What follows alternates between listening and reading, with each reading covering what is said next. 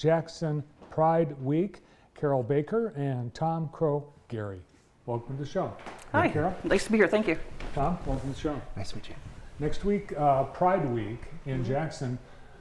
All throughout the country, though, June was Pride Month, Stonewall anniversary. You moved yours to August. Why August? There's several reasons. The first is because typically communities try to have their events in June, so it gets rather crowded, and then you can't make it to all the events. And by spreading it out, everyone gets to go to more events without having to try to jam too many things in at once. And we don't have to compete with other communities having their festival the same day. It'll be the only Pride Festival. That day, right. And it's also important to support the other communities as well. So next week, a whole week full of activities, but actually I think it started Sunday night. This at the coming Town Sunday. Bar. Oh, that was the pre-party, yes, Yeah. the pre-fest, yes. All right, let's go through the week. Coming up Sunday, the 18th, let's go through the activities of Pride Week. First up, an ice cream social. Sure. We've decided that spirituality is important to our community, but because of the situation with a lot of different organized religions, we have a lot of scars and conflict and different things with our community. So we decided to try to hold an interfaith dialogue with the friendly churches and friendly congregations, so that our supporters and the people who are our allies who might be supporters can just get together and have like a roundtable forum and get together and talk about the issues of the LGBT community and spirituality. Plus ice cream. Plus ice cream from the parlor, so you can't beat that. And that's from 1 till 4. 1 to 4 at the Sunday. parlor. Yeah, it's not at the parlor though, is it? It's at the No, it's at First Presbyterian Presbyterian Church. Oh, it's at First Presbyterian Church. Yes. Okay. All right, Tuesday. We skipped to Tuesday, the 20th, right? And you've got Art Mart and Poetry Slam. What's that all about?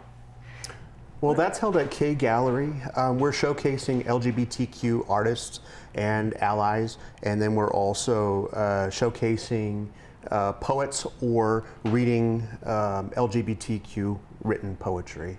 So it'll be great. We'll have a food truck. We'll have mocktinis, and we'll be able to host it, like I said, at K Gallery on Page Avenue. Yeah, Page Avenue used to be cut right. Is that what it used to be? No. No, that's the Cutlery Plumbing is now Fourth Gallery. Fourth Wall, I'm Fourth sorry. Wall. This is before you get there. This is right after you turn Right on off. the curve. This used to be curb the ramp. Fourth Wall. Before it was, this was the first, I think this was the first place the Fourth Wall was, on Page Avenue. That would have I been could before be my wrong. time. I don't remember that I one. think so. But it's in the residential part of Page Avenue. Yes. All right, 4 till 8 p.m. on Tuesday. Then the Thursday, the Michigan Theater. Yes, we're having a documentary and a popular film, a double feature. The documentary is going to be sponsored by the VA. the Ann Arbor VA, and the VA documentary is Breaking the silence stories Breaking the of Silence. LGBTQ soldiers. And the featured film will be Tu Wong Fu with Love from Julie Newmar. And this first film, Breaking the Silence, is that a documentary then? Yes, it is. Yes. And then Tu Wong Fu, Thanks for Everything, Julie Newmar, the featured presentation. And that is a double feature. And the second one's a comedy, more lighthearted, that everyone can just kick back and enjoy and relax and sit and enjoy a movie.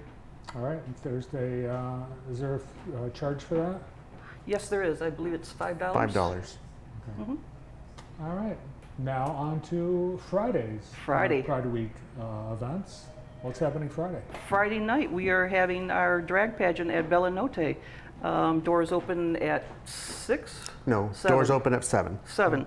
And we will have the Miss Jackson and Mr. Jackson pageant, and that will be dancing and singing until the wee hours of the morning, and then setting up first thing Saturday morning for the Pride Festival. Have we ever had a Mr. and Ms. Jackson pageant before? Yes, we have. This is the third year of the Miss Jackson pageant. For the Mr. Jackson pageant, this will be the second year. All right, and people sign up ahead of time, or do they just show up ready to compete? They sign up ahead of time through our coordinator. All right, what are the rules? Are there any? Just be ready to perform Just and be put on a ready. good show. Okay. Yeah, this is a little bit new because this year we're featuring it more because before the first 2 years we had it as actual part of the Pride Fest on Saturday afternoon. And because of the August unpredictable weather, sometimes it got a little bit warm for the performers and everything. So they had asked if we could do it somewhere cooler and inside. We didn't want to see our drag queens melt. No, no. Makeup runs. Makeup does Makeup runs. does, yes. It's not pretty when it does. So And will there be food? Is it just a show or bar, or what are you gonna? There will be a bar upstairs, and they're free to order downstairs and appetizers. All right, and then on Saturday, the actual festival itself, and it starts with parade, I think. we start at the parade will start at, as it says there, at the corner of East Biddle and South Mechanic, right next to St. John's Church, out in their parking lots, and we will be going down Mechanic and turning on Cortland, going over to Martin Luther King and turning left, and then turning left again onto Michigan or Yeah. Washington. Michigan. Michigan. Yeah, it's a different route this year. It is. isn't Last year's was way too short, so this year we decided to make it a little bit longer and We combine have more first and chance second year. for the people to get out and enjoy. All right, and here's some shots from last week or last year. Last year's, yeah. Last year in the ORS photo galleries at JTV.tv. Mm-hmm. Yeah, the route this year, I looked at it. Runs down Mechanic, and Mm-hmm. then you loop onto Francis in front of Consumers Energy. Yep. Correct. Then Correct. on Michigan Avenue, and you end in the post office parking lot. Yes, it That's does. correct. Yes. And And then Dana Nessel will be our Grand Marshal, and the Attorney General. Attorney Attorney General. General. Oh, wow. Dana Nessel will be our Grand Marshal and one of our primary speakers. Awesome. Mm-hmm. And that will be at 11. Parade runs. Parade runs from 11 to 12, and then the festival we'll try to start at 12 sharp. 12 sharp, yes. Yeah. And the speakers will go from like 12 to 12:30. We'll try to keep the speakers short, and then we have a bunch of local bands, and we have tons of vendors and nonprofits, and some people selling jewelry and whatever. And This year we have a headliner, We have a Supernova out Supernova. of Chicago. we'll be performing. So It's a person or a band? A person. a person singer. Hmm. And I saw the name. What was the name again? Supernova, Supernova Mm-hmm. performing. that's her name. Where is the actual festival? Is it at Horace Blackman Park? It's a combination. We've expanded a little bit this year. Our festival grounds are from Horace Blackman Park all the way to the alley next to the Hayes Hotel. Okay. So it encompasses the entire Blackman Park as well as CP Federal Square as well. You shut down so you shut down Michigan Avenue and spill out onto that, Correct. like Yes. last year. Like last year. The year before, right. And the festival starts right at the end of the parade. It'll take us a few minutes to get everyone organized and get in, but that's the object, yes, to move from one area to the other is And it goes till 9:30. 9:30. oh wow. Mhm. And I noticed saw somewhere you've got something new and a youth festival within a festival.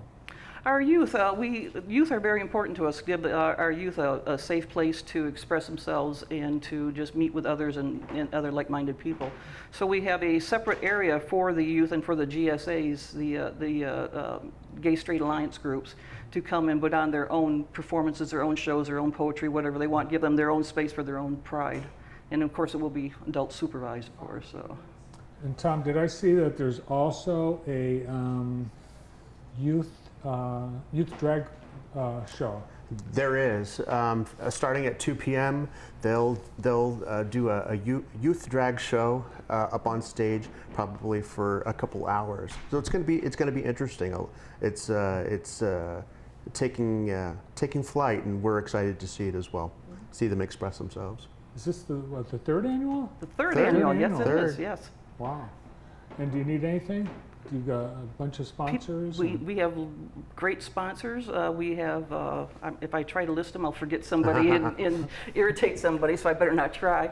But we have lots of sponsors, but we want people to come out and just have fun and enjoy the music, and we'll have a couple food trucks out there, and we'll have one food vendor out there selling cheap hot dogs, so hot dogs will be available, and you don't have to spend a lot of money, and just come and enjoy and Just come out and have a great time. people watch. All right, it's coming up all next week, Pride Week, Yes, it and the Pride Parade and Pride Festival, wrapping up the week on Saturday the 24th, again in downtown Jackson. And you have a website and a Facebook page that has all the details, even more than we talked about today. We sure do. Even more, our website is jacksonpridecenter.org, and you can find a calendar of all of our other events. And we have a special dedicated section to the Pride Festival where you have details and all the forms if you want to walk in the parade or be a vendor or sponsor, whatever. Sure. Well, this is the highlight of the year for the Jackson Pride Center, but what's the rest of the year like? What are some of the functions of the Pride Center year-round? Oh my gosh, we have so many programs that we're starting to embark on, as well as our first year last year with really kind of dealing with different aspects. Like Carol likes to, her area of expertise would be our senior community, to make sure that those that are traditionally kind of overlooked in our community are, things are talked about, the different the different aspects of the community.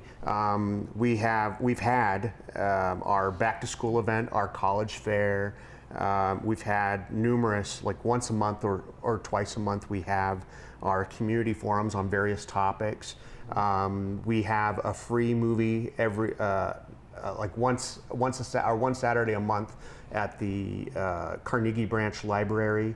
An LGBTQ themed movie that's free. Just numerous things. One thing that we're going to be getting more involved in is the 2020 comes around